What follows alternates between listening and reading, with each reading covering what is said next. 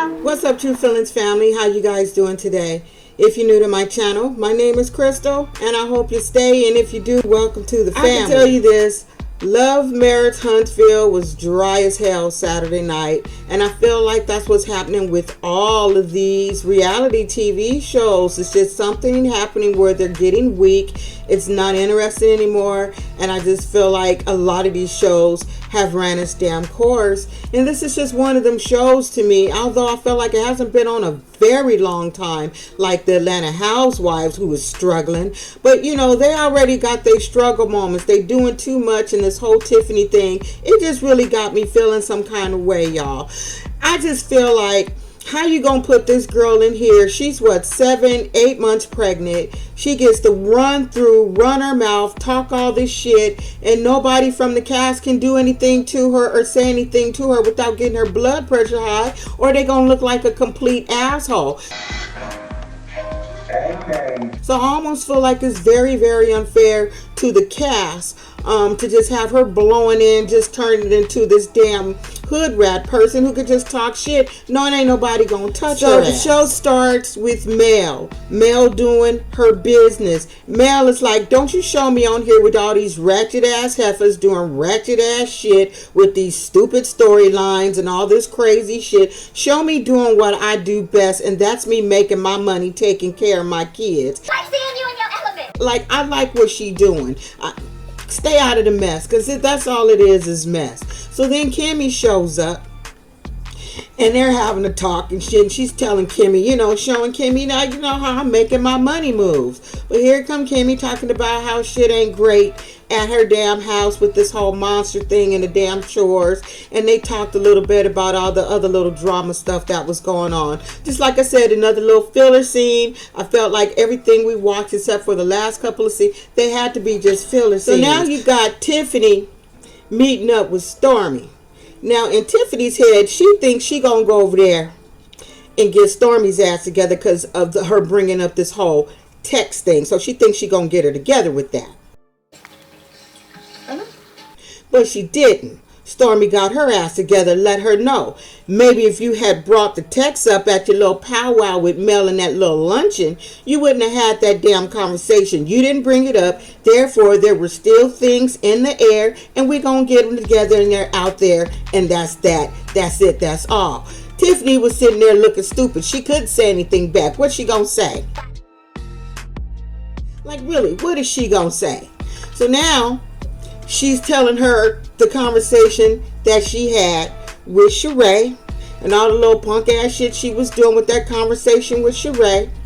And she did exactly like I said she was going to do. She flipped that whole conversation. Didn't I tell you guys? I said she going to take that shit and she going to say Sheree called Mel a fan. Sheree say that? And that's how it's going to go. But at some point, I'm looking at this because it's very easy to figure out. At some point, because she's all up in Mel's ass, Mel going to get pissed at Tiff. Because now, she done put Mel in some shit that she didn't have no part of. She wasn't at that party. She ain't talked to Sheree. Ain't did none of that. So Mel ain't in the shit. But Tiffany done put her up in something, because she gonna get mad when she find out from one of these chicks. Because I don't know if Stormy gonna tell her, Stormy gonna tell somebody else. I don't know if you tell somebody, somebody tells somebody else, and it finally gets to Mel. It's gonna get to her, and it's gonna get to her saying that Sheree said she was a fan and admired her ass. Sheree said that. She said that. And that came from Tiffany's mouth, okay? Tiffany playing a dangerous game, okay? Nobody do nothing. I hope they sit on this shit for a minute. Wait till she have that dang gone baby. And I'm going to give her time to think. Tiffany ain't nothing but a snake. Like I said, I don't know who put the battery in her back and told her to do this shit. I'm going to say this has everything to do with Mr. Carlos King, the producer.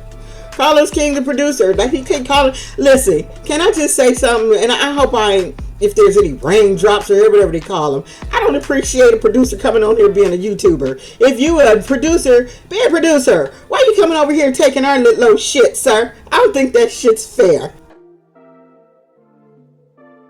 So now you got Kiki and Tisha back to being cousins again, back to being family. And so, now Kiki's like, hey, why you talk about that text thing? She's like, listen, I had your back. I was trying to have your back because old girl was saying too much. So I was trying to just figure out what was going on. So I'm having your back. So at this point, they just got each other's back. And it's all about, let's get Tiffany's ass. Because Tiffany is running her mouth too much. And Tisha's at the point, you need to keep my marriage out your mouth, or you're gonna see a whole nother side. I like her and her cousin Kiki back together, Kikiing. I like that. It needs to stay that way.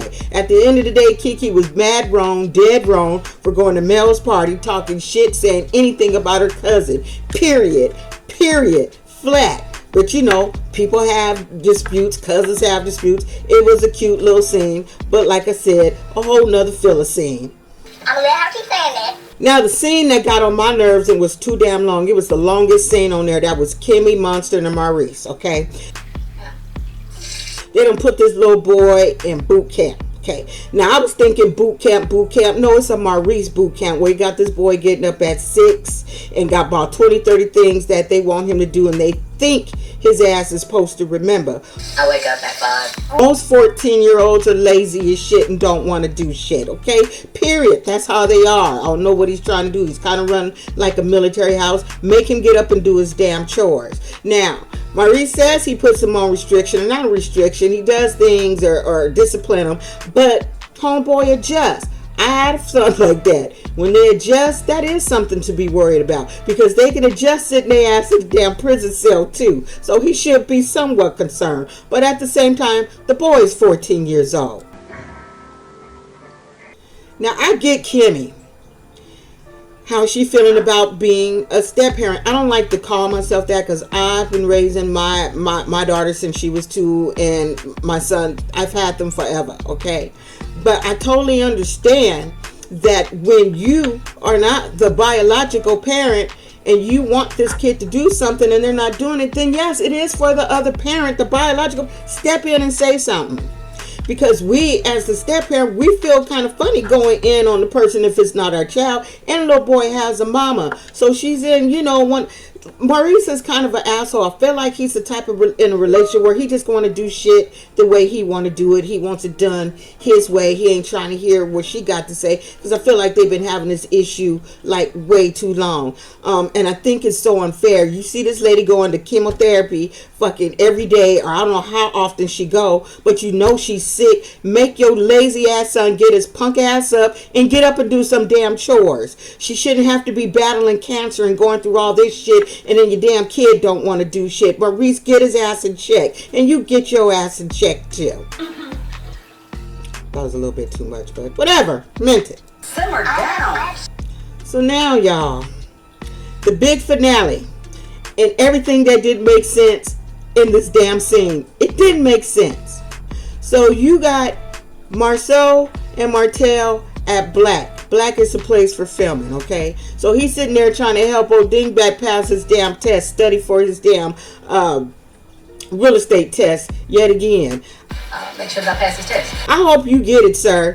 I'm not a good test taker either, so I don't know. I hope you get it, pass your test, because right now you hopping on reality show after reality show trying to make some money. It ain't working for me. So now Martell tells Marceau he's supposed to be meeting Tiffany. And even Marceau was a little bit like thrown off. His eye was thrown off. So he's supposed to be meeting Tiffany to discuss a jubilee that's happening in Selma. And I said, well, wait a minute. This is where I say shit don't make sense, people. Here it is. This girl, Tiffany, is all up in Mel's ass. She know damn well Mel would get pissed knowing that she doing anything with Martell, because that's how it's been with Mel. Anybody that fuck with Martell, she ain't messing with them. So why is it that all of a sudden she's getting together by herself? Now that's something women don't do on this show, is get together by themselves, meeting up with one of the other male cast members, okay? Work or not, especially I'm gonna get you pregnant, Martell. So there again, more shit that just don't make sense, okay? The one that just got it from me is like, You wouldn't even fuck with him because you up Mel's ass. So why are you over there trying to do anything with him, right? Just another setup scene, in my opinion. It's weird. So it starts off with them having a conversation, fake conversation to me, about nothing. And then finally Martell was like, wanting to know what the hell and why she felt it was appropriate to go to Sheree. Because he said, I don't feel like the things that you said to that girl was appropriate at all. Tell me, I'm here. I want to know. It's like, first of all, she went to Sheree and told her that, how did she feel about me being a cheater? And he felt some kind of way about her being a cheater. She says, well, you cheated. He says, exactly, cheated. You cheated. That doesn't make me a cheater. You said that? I'm sitting there thinking, another setup, because we got to know what's going to happen. She going to take with this conversation, because it got to a point where you could tell it was about to go somewhere else. What the f is wrong with you? And Marcel wasn't helping with his "you a Karen" comment. Like, once he start saying little, something like disrespectful shit, but funny shit, Being a Karen. it was going somewhere else. So Martell was like, let me just end this shit. I'm going to have a talk to your man, talk with your man about the shit that's coming out of your mouth. But we all know that when she takes that back to Big Lou, it's not going to be the same. He gonna feel it. Since he want it, he gonna feel it. It's going to come off that why you two men attacking my pregnant wife, which is dangerous for a woman to do in real life, because situations like that will get somebody else, get somebody hurt. For real, get somebody real hurt. But she went over there in somebody else's business, and Martell's business, that she had no business. Her husband need to get her ass together. Like, why are you over in everybody's house except your own house, bitch? Why? Everywhere else except your own, just starting stuff. Like I said, can't nobody do nothing to her ass. But even Marcel thought I was just way out of line with that comment she made, which she said to Sheree about her pussy being so good that you think you could do X, Y, and Z. Like, that was just too much. Marcel was like, oh, wow. Yes. Like, he couldn't even believe she said that shit. No one could believe it. That's why I don't believe the storyline, because it was just too in your face. And 9 out of 10, when it's just too in your face, it's just not authentic to me. These shows are going nowhere. And Tiffany's good. Nobody really liked Tiffany. We wanted her off the show so bad. What do they give people on there? They don't give them a peach. What they give them? A hammer? They ain't hold nothing. What they give them? Shit. Lazy. They had nowhere to go. Let's throw Sheree in it. Let's have Tiffany talk shit about everybody and they can't do nothing about it. Like, who wrote this lazy shit? Find some new writers or axe the show, because right now it's almost in the same boat as Atlanta Housewives. Anyway, that's it. That's all. Don't be an asshole, y'all. I can see why a whole lot of people ain't reviewing this shit. I can see there's really nothing to review, people. I've been sitting there trying to watch little shit and nothing is just clicking to me. Although I did watch Bell Collective, and that kind of piqued my interest a little bit. You know, that little boy Josh is disrespectful little shit. Anyway, that's it, y'all. I'll be back with something else. Don't be an asshole. Bye. Mel might have been her fan.